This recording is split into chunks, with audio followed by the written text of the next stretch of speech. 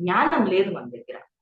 అందుకని మనము వాటిల్లో ప్రాబ్లమ్‌కి గురి అవుతాం మనం. మళ్ళా ఆ ప్రాబ్లమ్ నుంచి బయట రాలేక మళ్ళా అల్లాడిపోతాం.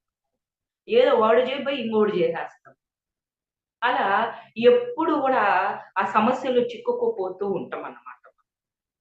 ఎప్పుడైతే ఆ ఒక జ్ఞానం లేదో, కానీ ఎప్పుడైతే ధ్యానం చేస్తామో, ఆ ఒక సహనం వస్తది. ఓపిక వస్తది. సో, నాకి చాలా ఆతృత ఎక్కువ నాకి.